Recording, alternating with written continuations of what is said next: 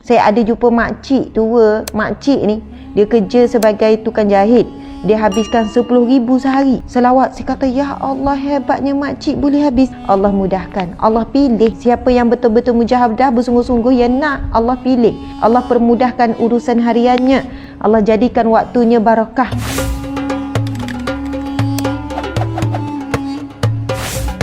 Jom sama-sama kami. Caranya mudah. Hanya klik join button. Terima kasih. Allahumma salli ala Sayyidina Muhammadin wa ala alihi wa sahbihi wa sallam. Allahumma salli ala Sayyidina Muhammadin wa ala alihi wa sahbihi wa sallam. Allahumma salli ala Sayyidina Muhammadin wa ala alihi wa sahbihi wa sallam. Allahumma salli ala Sayyidina Muhammadin wa ala alihi wa sahbihi wa sallam. Allahumma salli ala Sayyidina Muhammadin wa ala alihi wa sahbihi wa sallam. Allahumma salli ala Sayyidina Muhammadin wa ala alihi wa sahbihi wa sallam. Allahumma salli ala Sayyidina Muhammadin wa ala alihi wa sahbihi wa sallam. Allahumma salli ala Sayyidina Muhammadin wa ala alihi wa sahbihi wa sallam. Allahumma salli ala Sayyidina Muhammadin wa ala alihi wa sahbihi wa sallam.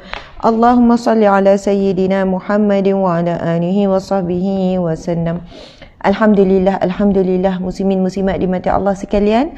Hari ini merupakan kuliah Kitab Riyadhus Salihin siri yang ke-36, menyambung kuliah yang bab yang ketiga, iaitu bab sabar. InsyaAllah kita akan menyambung membacakan hadis Nabi yang seterusnya, susunan Imam Nawawi dalam kitab Riyadhus Salihin. Subhanallah, Riyadhus Salihin yang membawa maksud taman orang saleh. Riyadhus Salihin, taman-taman orang yang saleh. Mudah-mudahan kita semua hamba-Nya yang saleh. Subhanallah, sahabat-sahabat sekalian, saya mendoakan semuanya dalam keadaan sihat walafiat, tenang, kuat, dan kita harusnya bersyukur kepada Allah di atas segala ujian dan juga segala nikmat. Di atas segala kesilapan yang kita lakukan pun kita perlu susuli dengan rasa syukur. Sekiranya kesilapan itu mendekatkan kita kepada Allah, membuatkan kita jadi hamba-Nya yang sentiasa bertaubat, merendah diri, hamba-Nya yang bertawakal kepada Allah Subhanahu Wa Taala. Jadi apapun keburukan, sama ada daripada makhluk kekeliling ataupun kerana dosa maksiat kita lakukan, jika ia mendekatkan kita kepada Allah, maka subhanallah, semua itu adalah satu nikmat. Itu adalah satu caranya Allah menarik kita untuk semakin dekat kepadanya. Allahu Akbar. Tuan-puan sekalian, jika kita tidak ada apa-apa, tidak ada kawan yang baik, tidak ada orang sayang kita, tak ada harta, tak ada apa-apa, tapi jika kita ada iman, jika kita masih mampu menunaikan salat, memuji Allah, jika kita mampu menunaikan kewajipan-kewajipan, maka itulah nikmat yang paling tinggi, nikmat yang paling hebat. Subhanallah. Jika kita ada semuanya, ada suami yang baik, isteri, anak-anak, keluarga, tetapi kita tidak mampu untuk tenang, khusyuk solat, kita tidak mampu pun nak habiskan 1000 kali selawat pada hari Jumaat, kita tidak mampu untuk habiskan zikir-zikir, maka ketahuilah kita dalam keadaan yang mendukacitakan, dalam keadaan musibah yang sebenar. Wabak COVID-19 adalah musibah, tetapi sebagaimana hadis Nabi SAW, Nabi sebut sesungguhnya ta'un ataupun wabak itu adalah satu bala dan satu kemurkaan Allah kepada siapa yang Dia kehendaki. Namun ia adalah satu rahmat, Nabi kata. Ini hadis yang sahih ya, saudara sekalian. Ini berkenaan dengan hadis berkenaan dengan ta'un dan dinisbahkan juga apa jenis wabak, termasuklah wabak COVID-19 ini. Subhanallah, Nabi menyebutkan barang siapa yang sesungguhnya ta'un ataupun wabak itu adalah bala, kemurkaan Allah Subhanahu Wa Taala kepada siapa yang dikehendaki, dan ia adalah rahmat bagi orang-orang yang beriman. Subhanallah. Jadi memang nampak wabak COVID-19 ini adalah satu musibah, tetapi jika ia telah berjaya mendidik dan mengubah kita menjadi hamba-Nya yang lebih baik, maka itu adalah satu nikmat, satu anugerah, satu kebaikan untuk kita. Subhanallah. Ada yang tanya, Ustazah, macam mana nak buat untuk dapat 1000 kali? Tuan-puan sekalian, hari Jumaat memang disebutkan dalam satu hadis Nabi. Nabi kata orang yang paling dekat denganku di masyarakat kelak adalah orang yang paling banyak berselawat kepadaku. Dan perbanyakkanlah selawat kepadaku pada hari Jumaat, Nabi kata. Pada hari Jumaat, kerana sesungguhnya selawatmu itu akan disampaikan kepadaku pada hari Jumaat. Tuan-puan sekalian, dalam satu hadis menyebutkan, Inna lillah malaikatan yuballighunani an ummati salam. Di sisi Allah ada malaikat yang menyampaikan salam daripada umatku. Salam dan juga selawatlah. Jadi bilakah waktunya malaikat menyampaikan salam dan salawat kepada Nabi? Pada hari Jumaat. Itu berdasarkan hadis Nabi, sesungguhnya berselawatlah, perbanyakkanlah selawat kepadaku pada hari Jumaat. Memang Nabi menyebut begitu. Janganlah pula hari lain tak selawat juga. Tapi bila tiba hari Jumaat, zikir yang paling utama adalah selawat kepada Nabi SAW, kerana akan disampaikan selawat kepada Nabi pada hari Jumaat, diangkat selawat. Begitu juga dengan amalan hari yang lain. Subhanallah. Okey, ada soalan yang tanya, apakah sebutan selawat yang paling terbaik? Itu dijawab oleh Rasulullah SAW. Bila Nabi membacakan dan Nabi menyuruh sahabat memberi salam dan juga selawat, itu berdasarkan firman Allah Subhanahu wa taala. Bismillahirrahmanirrahim. Innallaha wa malaikatahu yusalluna 'alan nabi ya ayyuhalladzina amanu sallu 'alaihi wa sallimu taslima. Yang bermaksud, sesungguhnya Allah dan para malaikatnya berselawat ke atas Nabi. Allah berselawat bermaksud Allah memberikan rahmatnya. Malaikat berselawat bermaksud malaikat mendoakan untuk Nabi sallallahu alaihi wasallam. Dan sambungan firman-Nya itu, sesungguhnya Allah dan para malaikatnya berselawat. Sesungguhnya Allah dan para malaikat berselawat kepada Nabi. Wahai orang-orang yang beriman, ucapkanlah selawat, sallu alaihi ke atas Nabi, wasallimu taslima, dan ucapkanlah salam ke atas Nabi sallallahu alaihi wasallam. Jadi para sahabat bertanya kepada Rasulullah, ya Rasulullah, kami tahu bagaimana untuk memberi salam kepadamu, namun ajarkanlah kami bagaimana untuk berselawat kepadamu. Jadi sahabat-sahabat dimati Allah sekalian, zaman itu Nabi Muhammad SAW di hadapan para sahabat, memang duduk depan para sahabat.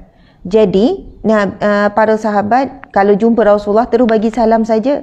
Assalamualaikum ya Rasulullah. Allahu Akbar, indah sekali. Sebab sahabat-sahabat boleh lihat Rasulullah di hadapan mata. Rasulullah memang berada di hadapan para sahabat. Sebab itu sahabat boleh memberi salam dan sahabat tidak keliru. Kan sahabat bertanya, ya Rasulullah, kami tahu bagaimana memberi salam padamu. Sebab senang saja, Assalamualaikum ya Rasulullah, kan? Namun bagaimana pula untuk kami berselawat kepadamu? Lalu Nabi mengajarkan selawat yang paling sempurna. Sebab tadi ada soalan, kan? Ya, ayat 157 yang Ustazah baca saat ni, surah Al-Baqarah. Terima kasih Mama Zalina. Ayat 157 tentang beri salam. Lalu Nabi pun mengajarkan selawat yang paling sempurna, namanya salawat, diberi nama selawat Ibrahimiyah, iaitu yang kita baca di dalam At-Tahiyat. Kita baca dalam Tahiyat, Allahumma salli ala Sayyidina Muhammad wa ala ali Muhammad kama sallaita ala Ibrahim wa ala ali Ibrahim wa barik ala Sayyidina Muhammad wa ala ali Sayyidina Muhammad kama barakta ala Ibrahim wa ala ali Ibrahim. Itu dia. Tetapi panjang kalau kita nak habiskan 1,000. Subhanallah. Untuk permulaan, siapa yang nak beramal selawat 1,000, Masya Allah, bila kita boleh selawat? Ustazah, ada hadis ke tentang 1,000? Tak ada hadis yang khusus menyebutkan 1,000. Tapi bila Nabi kata perbanyakkan selawat kepadaku, lalu biasalah anak murid akan tanya tok guru, akan tanya syekh, orang alim, berapa ni, banyak ni berapa? Lalu sesetengah guru menyebutkan bacalah 1,000. Ada yang kata bacalah 500. Biasalah orang awam kan dia nak satu guideline, kaifiat daripada alim ulama. Sebab mungkin dia tak tahu jumlah berapa, barulah namanya banyak ni. Jadi kalau siapa yang nak mulakan 100, silakan. Tapi subhanallah tuan-puan sekalian, zikir ni bila kita tetapkan satu jumlah yang agak tinggi dan kita boleh capai, Itu adalah satu permulaan untuk kita dapat kemanisan zikir. Dia kan tuan-puan sekalian, bila kita beramal sesuatu, kita sampai perlu mujahadah.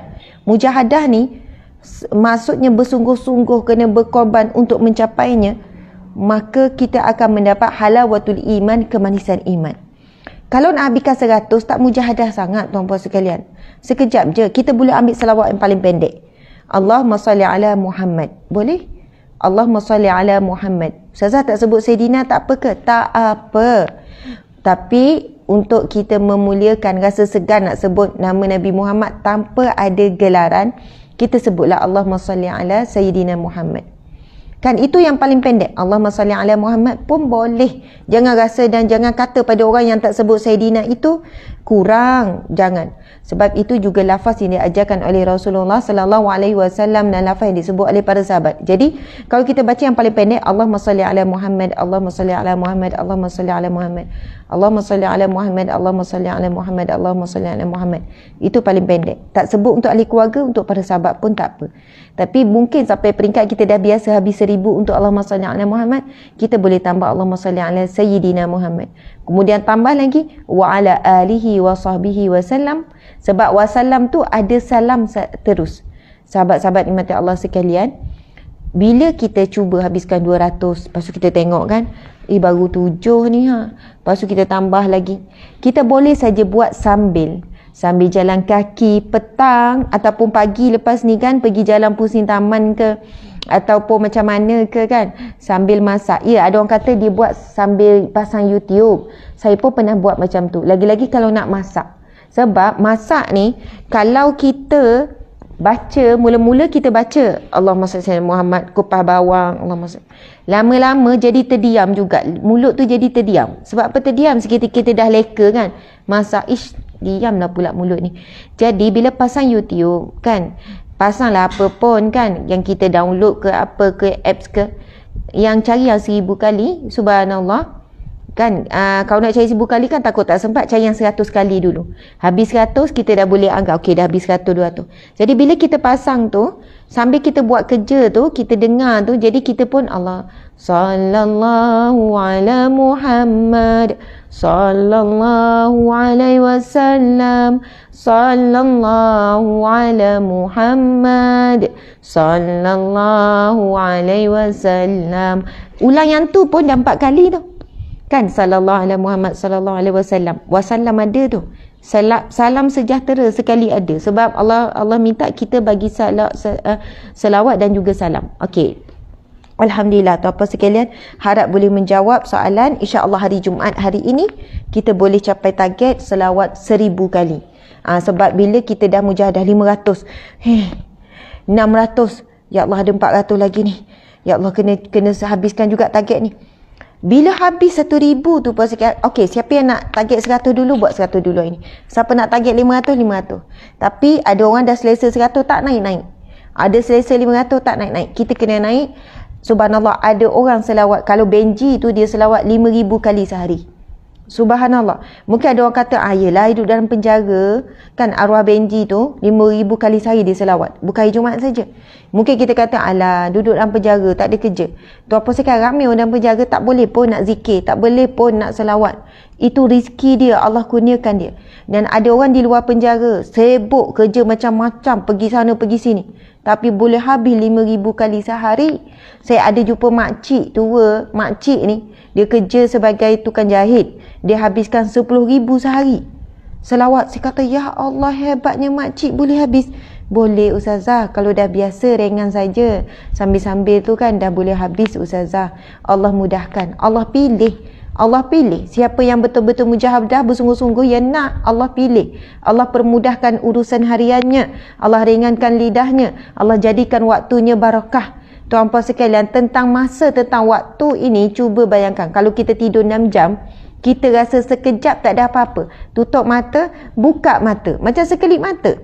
Sebenarnya dah 6 jam kita tidur. Subhanallah. Tapi ada orang, dia bangun awal 1 jam, dia bangun awal 2 jam, lalu dia boleh terus habiskan 1000, 2000 selawat. Subhanallah.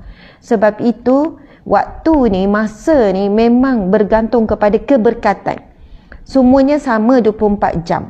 Ada orang boleh tunaikan pelbagai solat sunat, boleh baca Quran 1 juzuk sehari, boleh selawat sekian, boleh zikir. Ada orang tak mampu buat semua. Subhanallah, Allahu Akbar. Sebab itu kita kena berusaha mujahadah. Syaitan mula-mula kita baca 50, dia lawan lagi kita. Kita baca lagi sampai 100, kita baca lagi. Sampai masa syaitan pun lembek, tak larat dah berlawan dengan kita, yang terus berlawan dengan dia. Dia bisik, dia buat kita macam-macam cara supaya kita tak banyak zikir, supaya tak banyak salawat. Tuan-puan sekalian, saya nak baca satu hadis Nabi SAW. Nabi bersabda, sesungguhnya Nabi sampaikan kepada sahabat, maukah kamu aku beritahukan satu amalan? Nabi kata, maukah kamu aku beritahukan satu amalan yang lebih baik daripada kamu berperang. Maksudnya kamu saling berperang di jalan Allah, kemudian kamu membunuh musuh dan musuh membunuh kamu, maksud mati syahid. Dan ia lebih baik daripada kamu berinfak, bersedekah dengan emas, dengan dinar, dengan perak. Masya Allah. Kemudian sahabat bertanya, apakah amalan itu ya Rasulullah? Rasulullah menjawab, iaitu zikrullah, mengingati Allah. Selawat juga adalah cara kita mengingati Allah. Kita sebut Allahumma salli, Allah dulu depan. Allah, ingat Allah tu, sebut Allah dulu depan. Ya Allah, rahmatilah Nabi Muhammad ke atas ahli keluarga dan semuanya. Subhanallah, amin, amin ya rabbal alamin. Subhanallah. Okey, kita akan bacakan hadis Nabi SAW, dan ini adalah hadis sahih Bukhari dan Muslim, muttafaqun alaih. Dan hari ini saya tak tulis di papan putih sebab hadis ini agak panjang. Okey, insyaAllah sahabat-sahabat dengar sahaja saya baca, sebab kalau nak ikut pun agak lambat, agak panjang. Jadi dengar pun dapat pahala. Subhanallah. Bismillahirrahmanirrahim. Wa an Abi Zaidin Usamah bin Zaid bin Harisah maula Rasulullah sallallahu alaihi wasallam wa hibbihi wa bani hibbihi qala arsalat bintu nabiyyi inna bani qad ihtudira fashhadna fa arsala yuqri'us salam wa yaqul inna lillah ma akhadha wa lahu ma a'ta wa kullu shay'in 'indahu bi ajalin musamma faltasbir wal tahtasib fa arsalat ilayhi tuqsimu alayhi la ya'tiyannaha faqama wa ma'ahu Sa'd bin Ubadah wa Mu'adh bin Jabal wa Ubay bin Ka'ab وزيد بن ثابت ورجال رضي الله عنهم فرفع إلى رسول الله صلى الله عليه وسلم الصبي فأقعده في هجره ونفسه تقعقع ففاضت عيناه فقال سعد يا رسول الله ما هذا؟ فقال هذه رحمة جعلها الله تعالى في قلوب عباده وفي رواية قلوب من شاء من عباده وإنما يرحم الله من عباده الرحماء صدق رسول الله صلى الله عليه وسلم. Subhanallah, sahabat-sahabat dimati Allah sekalian, terima kasih ya. Yang di IG pun sama, cuba bagi star. Subhanallah. Ya, betul. Sebenarnya star tu hanya berfungsi di FB sahaja. Di FB sahaja. Dia akan bila dia ada butang star. Dia bukan bagi emoji star. Emoji tak ada star, tapi ada butang star. Tapi di IG dia tak berkesan. Tapi ada yang bagi juga tu. Kita ucap terima kasih kerana dia berusaha dan membahagiakan. Mungkin dia tak ada FB. Okey, jadi mana-mana tengok medium pun tak ada masalah tuan-puan sekalian. Masya Allah, kita telah membacakan satu hadis Nabi SAW. Dia ada yang sahih. Kita dalam hadis yang kelima, boleh buat catatan nota. Hadis ini hadis kelima dalam bab sabar, dan hadis yang ke-29 dalam kitab Riyadhus Salihin. Okey, sahabat-sahabat di FB dan di IG, teruskan share perkongsian ini, sebab FB sekarang ada isu algoritma, ada isu macam-macam lah. Ramai yang tak dapat notification. Jadi kita hadir majlis ilmu dah besar pahala, dan asbab kita share, ramai lagi yang hadir. Mungkin kita dapat 5 orang pahala orang hadir majlis ilmu. Jadi kita tak tahu siapa yang hadir asbab kita share. Jadi insya-Allah. Dan setiap komen boleh tuliskan nota bila kita kuliah, sama juga dengan IG dengan FB, sebab dengan kita tulis nota komen itu dia naik engagement juga. InsyaAllah. Pelbagai caralah kita sama-sama tolong menolong dalam majlis ilmu, dalam menyebarkan ilmu. Okey. Hadis itu, hadis yang kita bacakan tadi, maksudnya ialah diriwayatkan daripada Abu Zaid Usamah bin Zaid bin Harisah, bekas hamba Rasulullah. Zaid bin Harisah siapa? Bekas hamba Rasulullah. pembantu Rasulullah, kekasihnya dan anak kekasihnya. Zaid bin Harithah, dia pernah menjadi pembantu kepada Rasulullah sallallahu alaihi wasallam daripada budak dihadiahkan oleh Sayyidatina Khadijah. Kemudian Rasulullah memerdekakannya dan ia menjadi sahabat baik Rasulullah. Kemudian dia juga menjadi kekasih Rasulullah. Ini bukan kekasih gelap, bukan kekasih yang kita bayangkan hubungan yang terlarang lelaki-lelaki, tetapi dimaksudkan seorang insan manusia yang Rasul sangat sayang, Rasul sangat kasih, iaitu Zaid bin Harithah. Subhanallah. Sebab itu dalam hadis ini disebut kekasihnya dan anak kekasihnya. Subhanallah. Siapa anak kekasih? Iaitu Usamah bin Zaid. Abu Zaid Usamah bin Zaid. Maksudnya Usamah bin Zaid, Zaid bin Harithah ada nama anaknya Usamah. Jadi kedua-duanya kekasih, anak kekasih kepada Nabi sallallahu alaihi wasallam. Bahawa beliau berkata, puteri Nabi sallallahu alaihi wasallam, salah seorang anak Nabi sallallahu alaihi wasallam, anak lelaki ke anak perempuan, anak perempuan. Dalam hadis ini sebut puteri Nabi telah menghantar seorang utusan kepada baginda sallallahu alaihi wasallam dengan menyampaikan pesan, sesungguhnya anak lelakiku telah nazak, maka hadirlah kepada kami. Subhanallah. Sahabat-sahabat sekalian, ada salah seorang anak perempuan Nabi mempunyai anak dan anak itu sedang nazak. Lalu anak perempuan Nabi ini menyampaikan utusan untuk sampaikan kepada Nabi dan meminta agar Nabi SAW datang segera. Subhanallah. Lalu baginda pun menghantar utusan dengan mengucapkan salam. Nabi hantar utusan dan Nabi sampaikan salam. Kan Nabi suruh sampaikan salam kepada anak perempuan ni dan menyampaikan dan mengucapkan perkataan sabda Nabi, sesungguhnya milik Allah jualah segala apa yang ia ambil dan miliknya jualah segala apa yang ia berikan. Setiap sesuatu di sisinya mempunyai ajal yang telah ditentukan olehnya, maka hendaklah dia bersabar dan mengharapkan keredaan Allah Subhanahu wa taala. Sahabat-sahabat yang dirahmati Allah sekalian, ada sebab Nabi tidak pergi, Nabi tak terus pergi. Bila dapat pesanan daripada anak ni tak terus pergi, tapi Nabi sampaikan salam terlebih dahulu, Nabi kirim salam terlebih dahulu dan Nabi kirimkan pesan. Dan cuba kita hayati pesan Nabi ni. Nabi kirim salam dan Nabi suruh sampaikan kepada anak perempuan tersebut sabda Nabi, sesungguhnya milik Allah jualah segala sesuatu yang ia ambil dan miliknya jualah segala apa yang ia berikan. Setiap sesuatu di sisinya mempunyai ajal, mempunyai tempoh, mempunyai tarikh akhir yang telah ditentukannya, maka hendaklah dia bersabar dan mengharapkan redha Allah. Tuan-puan sekalian, contoh sekiranya kita ada kereta, kemudian kereta kita pun aksiden, tak boleh dah nak baiki. Subhanallah, apa yang kita harus letak, setiap sesuatu ada ajalnya. Bukan hanya yang bernyawa, barang-barang pun ada tarikh luputnya. Yang Nabi suruh pertama sabar bila kita kehilangan sesuatu, kehilangan orang tersayang dan sebagainya. Yang kedua, dan harap redha Allah. Sebab apa? Harap-harap kereta tu Allah redha lah. Kalau kita meninggal anak, kita pun ya Allah sabar, kemudian harap Allah redha lah dengan anak yang telah diambil semula. Sebab apa tuan-puan sekalian? Apa semuanya Allah yang beri dan semuanya Allah akan ambil semula, dan kita akan ditanya dan dipertanggungjawabkan dengan perkara tersebut. Kita akan ditanya.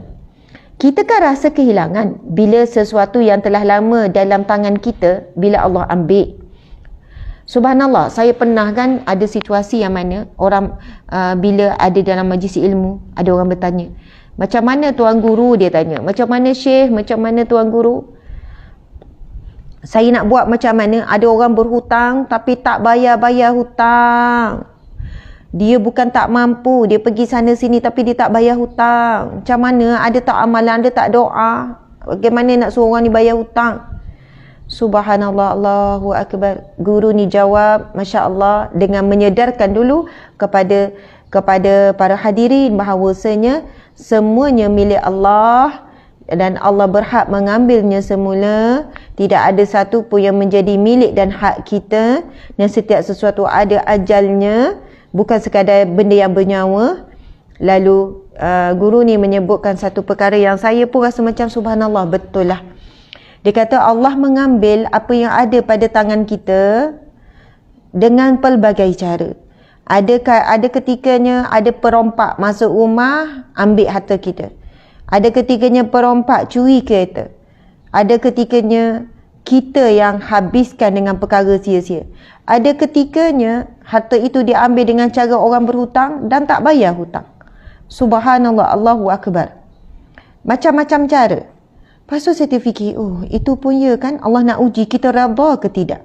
Allah nak uji kita mampu tak melepaskan. Ya Allah, hutang yang aku berikan itu, ya Allah, hutang yang terjadi dalam saksimu itu, ya Allah, aku halalkan untuknya dan jadikanlah ia satu sedekah, ya Allah. Ya Allah, dan gantikanlah dengan yang lebih baik. Gantikanlah dengan yang lebih baik.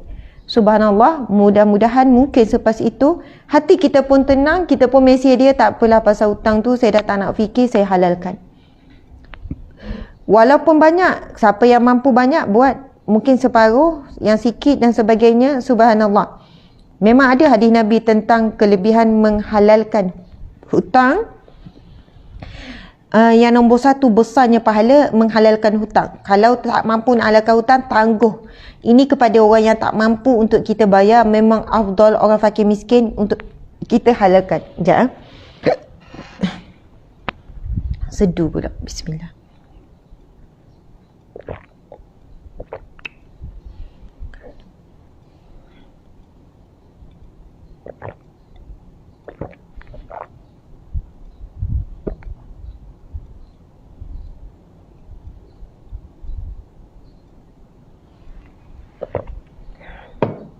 Okey, subhanallah. Kita sambung hadis ni. Dan saya akan share satu kisah yang sangat ajaib. Bukan ajaib, minta maaf. Ustaz, encik suami, kisah Ummu Sulaim tu, yang kematian anak tu. Masya Allah. Seterusnya, puteri baginda SAW menguruskan lagi utusan. Okey, sambungan hadis ni. Kan dah kirim utusan, kemudian minta Nabi datang sebab anak sudah nazak. Kemudian Nabi kirim salam dan Nabi sebut apa? Sesungguhnya milik Allah jualah segala sesuatu yang dia ambil, dan milik jualah segala apa yang ia berikan. Semua milik Allah. Setiap sesuatu di sisinya mempunyai ajal yang telah ditentukan olehnya. Maka hendaklah dia bersabar dan mengharapkan redha Allah Subhanahu Wa Taala. Seterusnya, puteri baginda SAW mengirimkan lagi utusan. Hantar lagi utusan kepada baginda sambil bersumpah kepadanya supaya baginda datang kepada beliau. Baginda pun bangun pergi sambil ditemani oleh Sa'ad bin Ubadah, Muaz bin Jabal, Ubay bin Ka'ab, Zaid bin Sabit dan beberapa orang lelaki yang lain lagi. Maksudnya setelah disampaikan pesan dan salam Nabi SAW, anak perempuan Nabi ini tetap bersumpah kepadanya. Maksudnya tolonglah bersumpah, mungkin dengan nama Allah dan sebagainya, sesungguhnya anakku betul-betul nazak. Tolong sampaikan kepada Rasulullah dan minta Rasulullah datang. Akhirnya Rasulullah pun bersegera pergi. Bangun pergi sambil ditemani oleh beberapa orang sahabat Nabi.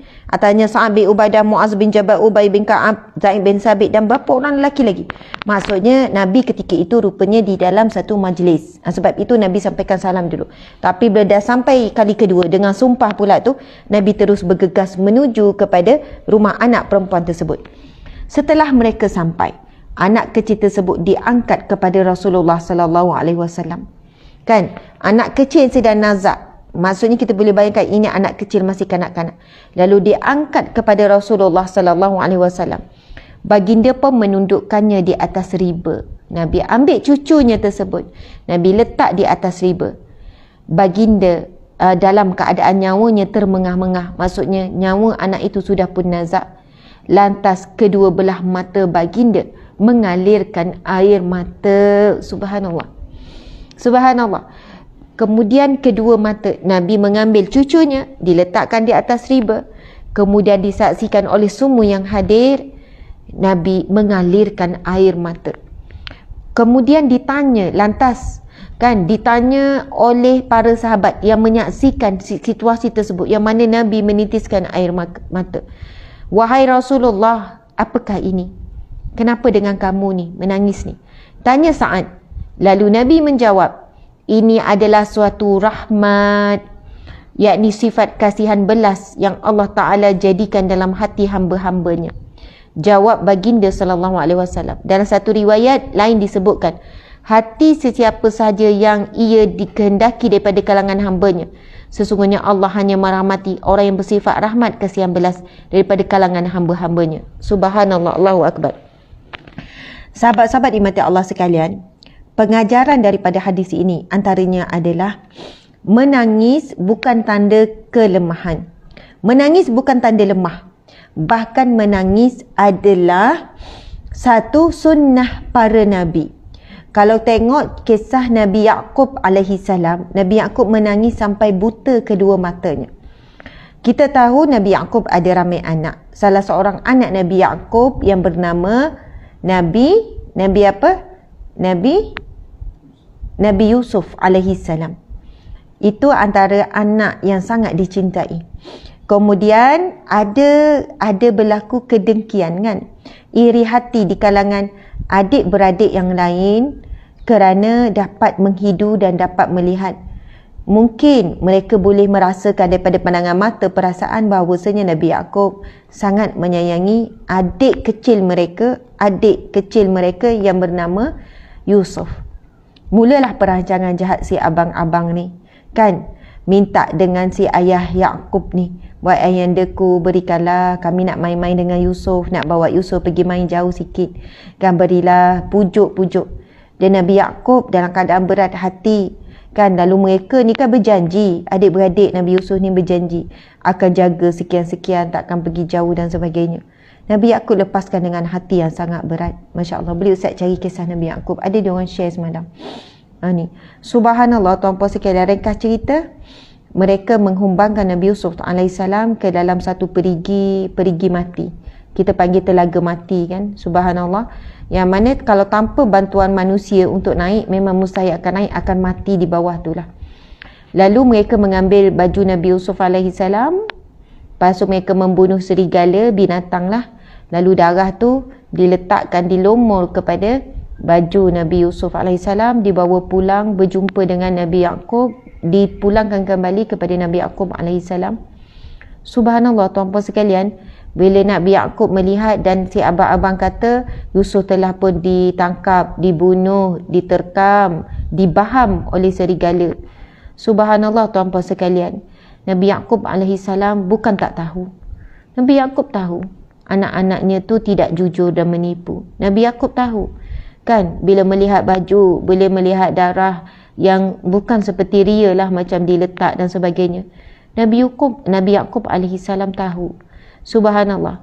Namun sebagai seorang ayah yang bukan hanya menyayangi Nabi Yusuf, tetapi juga menyayangi semua anaknya.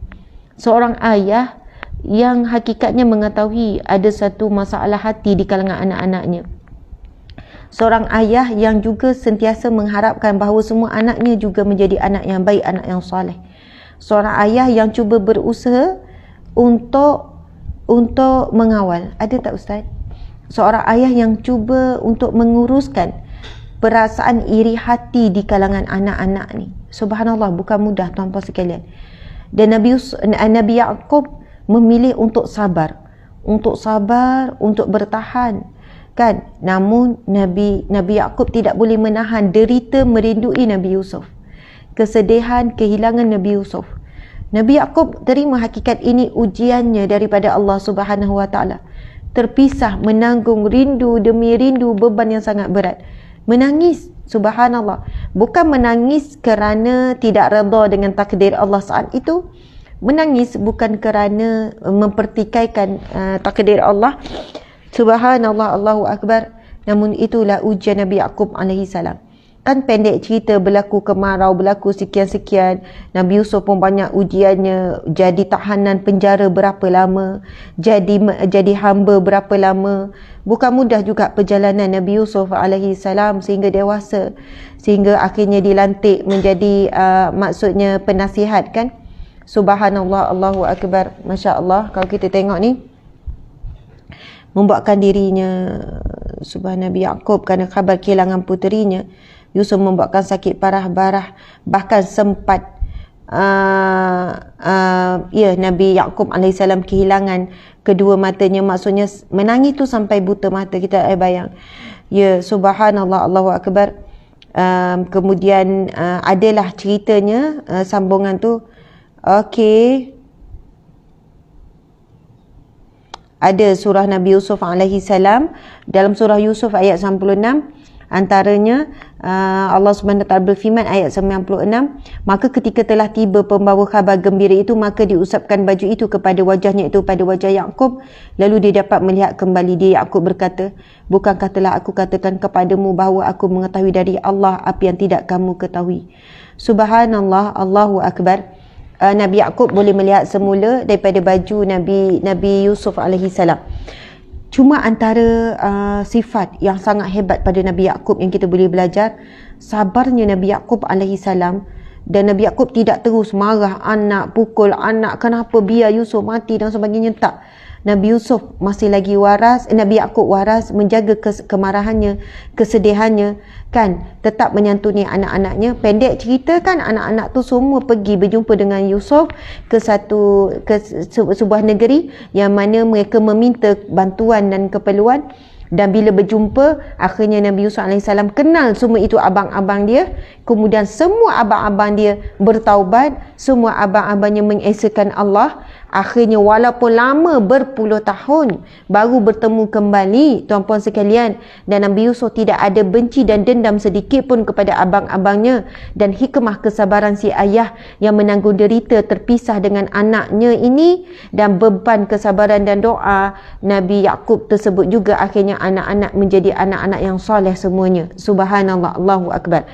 Jadi tuan-puan dimati Allah sekalian, Masya Allah, kalau kita lihat para Nabi memang semuanya diuji dengan kehilangan demi kehilangan. Dan para Nabi, subhanallah, sentiasa, saya cerita tadi pasal air mata.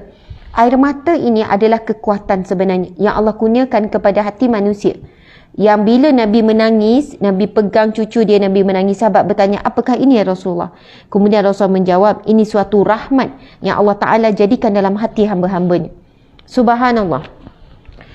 Sebab itu, tapi kita kena kenal pasti kita menangis sebab apa. Ada orang menangis sebab tengok cerita Korea, ada menangis sebab cerita Hindustan, ada menangis tengok cerita-cerita drama sedih. Itu bukanlah tangisan yang berbentuk rahmat. Tetapi ada yang menangis sebab kehilangan benda.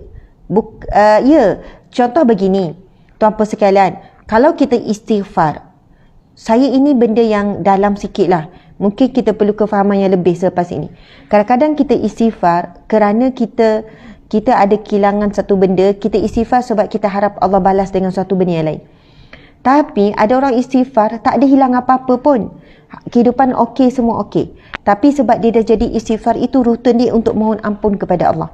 Ada orang dia istighfar dan dia berdoa ataupun zikir bila ada ujian sahaja. Masa ada uji, masa susah, masa sedang memerlukan bantuan Allah, banyaklah dia zikir.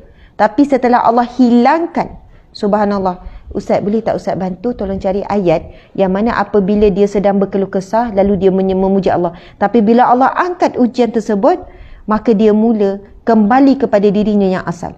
Sebab itu kadang-kadang kita kena takut dan bimbang.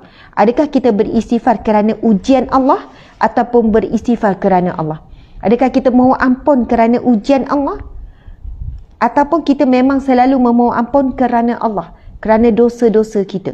Kalau kita mohon ampun, kita selawat, kita zikir, kita beramal soleh kerana Allah, dalam keadaan kita senang, dalam keadaan kita tak ada ujian pun, kita sentiasa akan istiqamah. Jadi sebab itu perkara ini perlu perhalusi dan perlu akui, dan kita perlu muhasabah diri kita dan menilai diri kita sendiri. Jadi sahabat-sahabat, Nabi kata ini adalah rahmat. Para Nabi, Nabi Ibrahim, Nabi Musa, Nabi Daud, semua Nabi adalah golongan yang sangat kuat menangis. Sangat banyak menangis. Nabi SAW juga sangat kuat menangis. Selalu menangis bila mohon ampun dengan Allah. Jadi kita ni tuan-puan sekalian, kalaulah kita ni tak boleh menangis, kita bimbang itu adalah tanda hati kita yang mula mengeras sampai tidak mampu mengeluarkan air mata. Allah ya Rahman, Allah ya Rahim, yang Maha Pengasih, Maha Penyayang, memberikan tanda-tanda ataupun ciri-ciri orang yang disayangi Allah Orang diciri seseorang itu mudah menangis. Tuan-puan dan mati Allah sekalian.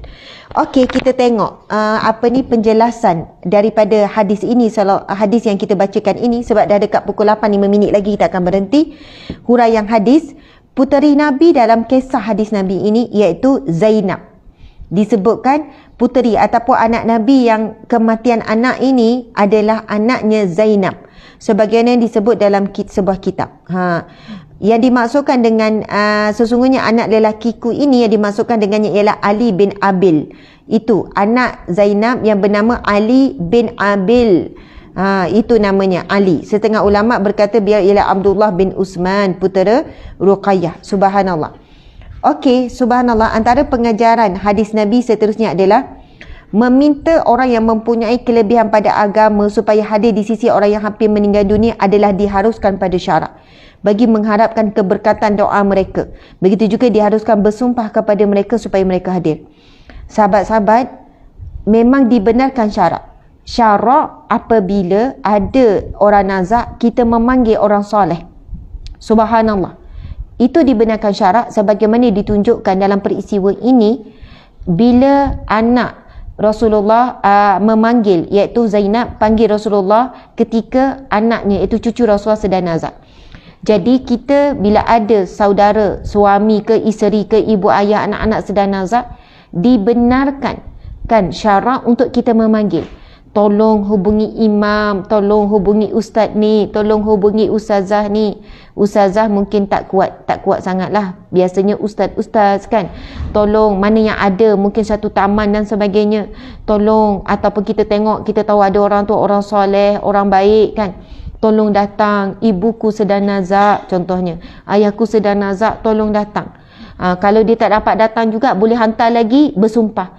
Demi Allah, ibuku sedang nazak. Demi Allah, sampaikan panggil. Demi Allah, tolonglah datang. Sebab itu yang ditunjukkan oleh anak Rasulullah dan Rasulullah tidak melarang perbuatan tersebut. Maksudnya ia dibenarkan syarak. Subhanallah. Lalu kenapa? Kerana ia boleh mengharapkan keberkatan dan doa mereka. Lalu mungkin orang soleh bila hadir ni, dia mendoakan supaya Allah mempermudahkan. Ustaz cari apa? Charger. Ini, charger ni. Okey, supaya dipermudahkan, supaya Allah mudahkan sakaratul maut dan sebagainya. Moga doa orang soleh ini Allah makbulkan. Okey, pengajaran yang kedua, menepati dan tidak melanggar sumpah orang bersumpah kepada orang lain adalah disunatkan pada syarak, iaitu cara menunaikan hajat orang yang bersumpah. Kalau sampai orang yang bersumpah, kita sangat dituntut sunat untuk menunaikan sumpah orang tersebut. Jadi sebagaimana anak Nabi ni bersumpah. Yang ketiga, Islam menggalakkan kita sifat belah kasihan dan rahmat terhadap makhluk Allah. Pengajaran yang keempat, hadis ini memberi amaran dan peringatan yang menggerungkan mengenai sifat keras hati dan beku mata sehingga tiada rasa kasihan belas kepada makhluk Allah dan payah menangis. Kalau kita ni payah menangis apa sekalian, tengok ada kematian depan mata. Kita dengar orang soleh kematian semalam, iaitu kematian Ustaz Fadli Yusof. Saya pun tak pernah jumpa, tapi saya pernah tahu tentang kebaikannya. Bila baca kematian dia, tengok video yang anak dia buat dan sebagainya, menitis air mata, menangis. Kemudian saya terus cakap dengan suami, bang, ini contoh orang yang ikhlas bang. Kita ni ikhlas ke tak berdakwah? Kita ni ikhlas tak berjuang bang? Muhasabah sebab tengok kebaikan arwah ni. Masya Allah, Allahu Akbar. Jadi kalau kita ni tak menangis, contohkan bimbang. Kalau ada benda musibah, benda buruk berlaku, tak menangis, minta dengan Allah. Ya Allah, lembutkanlah hatiku ya Allah. Berikanlah kepadaku kedua mata yang menangis kerana-Mu ya Allah. Kerana di sana ada hadis Nabi SAW. Sesungguhnya dua mata yang menangis kerana Allah akan diharamkan neraka. Dua mata yang menangis kerana Allah akan diharamkan neraka. Subhanallah. Yang kelima, diharuskan menangis atas kematian seseorang dengan syarat tidak meratap, tidak meraung-raung. Menangis itu satu bentuk rahmat Allah, satu bentuk bukti ataupun ciri-ciri orang yang lembut hatinya kerana Allah, yang mana Allah berikan sifat rahmat. Yang keenam, kita dituntut supaya menghiburkan orang yang ditimpa musibah dengan sesuatu yang dapat meringankan deritanya disebabkan oleh musibah tersebut. Mungkin dengan kehadiran kita kan boleh menguatkan hati orang yang sedang sedih. Bukan hanya dengan kematian. Kan kita dengar ada orang ditimpa musibah, sakit ke apa, dengan kehadiran kita tu boleh menguatkan. Belum cakap apa-apa, kalau kita mampu hadir dan kita tahu kehadiran kita menguatkan orang tersebut, kan dengar cerita berita sekian-sekian, maka sangat dituntut. Yang ketujuh, hadis ini terdapat bimbingan dan 7 ajar mengenai adab mengucap takziah, iaitu dengan meminta orang ditimpa musibah agar bersabar dan untuk mencari redha Allah dan menghadapi musibah. Hadis ini menjelaskan sifat rahmat dan belas kasihan Nabi. Rahmat Allah melimpah ke atas hamba-hambanya dengan sebab mereka saling mengasihi sesama mereka. Sahabat sekalian, Nabi mengingatkan apa? Bahawa semuanya milik Allah dan Allah berhak untuk mengambilnya semula. Jadi bila Allah ambil sesuatu daripada kita, sama ada harta kita, sama ada orang kita sayang, kita mohon Allah redha dengan apa yang Allah telah ambil. Sebab contoh Allah ambil anak kita meninggal dunia. Mohon Allah redha. Sebab anak itu akan menjadi saksi kita di mahsyar kelak. Adakah kita menjalankan tanggungjawab yang baik, yang terbaik, yang baik kepada anak, ataupun kita mengabaikan anak itu sepanjang hidupnya. Sebab itu bila Allah mengambil sesuatu daripada kita, memang kita akan sedih dan duka cita. Tetapi yang paling utama Nabi pesan sabar dan juga mohon redha Allah. Mudah-mudahan Allah redha. Sebab apa? Segala pinjaman yang Allah berikan pada kita akan dihisap. Akan dinilai oleh Allah Subhanahu Wa Taala. Kalau Allah ambil rumah kita, kalau Allah ambil suami kita, Allah ambil isteri kita, Allah ambil ibu ayah kita, kita mohon ya Allah, moga Allah redha. Mohon Allah redha. Memang sedih, tetapi kita akan ditanya dengan apa yang Allah pernah berikan kepada kita tersebut.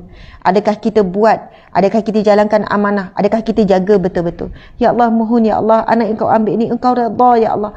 Tak ada apa yang pernah aku lakukan. Maafkan kesalahanku terhadap anakku ini ya Allah. Aku tak sempat nak didik dia betul-betul ya Allah. Mohon ya Allah, pinjaman yang engkau berikan ini engkau redha ya Allah.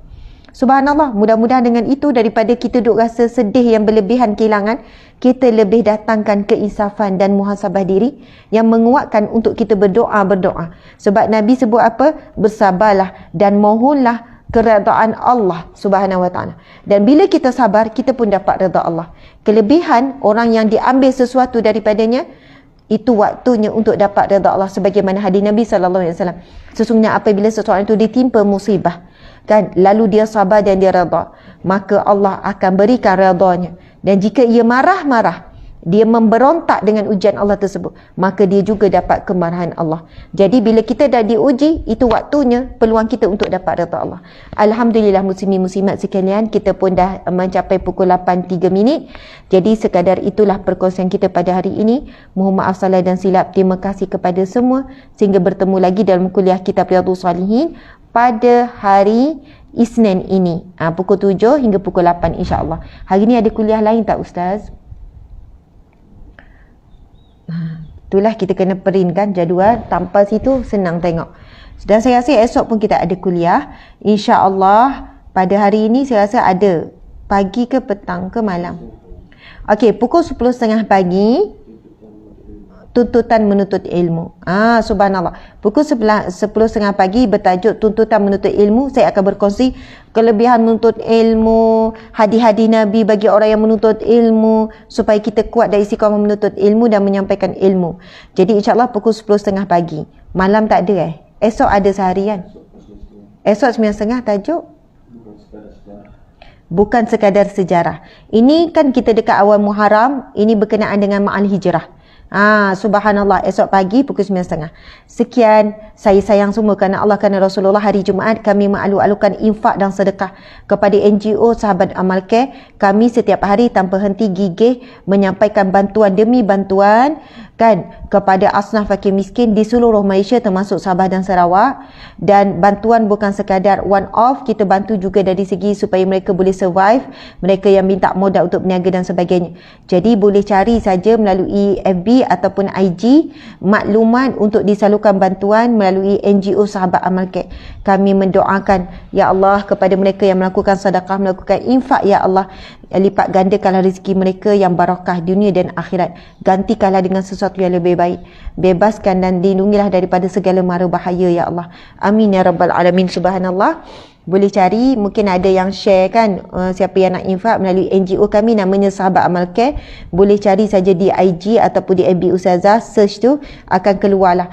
Pada posting ni pun, kuliah ni pun ada juga maklumat untuk sumbangan. Masya Allah, kita bagi sumbangan dalam bentuk perubatan, dalam bentuk pendidikan, ada orang sakit, asnaf fakir miskin, mu'alaf, dan kita buat itu secara rutin setiap hari non-stop. Subhanallah, alhamdulillah.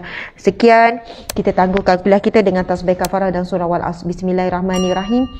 Subhanakallahumma wa bihamdika asyhadu an la ilaha illa anta astaghfiruka wa atubu ilaik. Bismillahirrahmanirrahim. Wal 'ashr innal insana lafi khusr illa allazina amanu wa 'amilus solihat wa tawasaw bil haqqi wa tawasaw bis sabr. Sadaqallahul azim. Assalamualaikum warahmatullahi wabarakatuh. Dalam kitab sebut, apabila bulu-bulu kita putih, itu tanda malaikat maut dah datang jumpa kita. Bila gigi kita sudah luruh, satu persatu sudah dicabut oleh Allah Subhanahu wa taala, itu tandanya kematian makin hampir. Nak tanda pasti mati memang.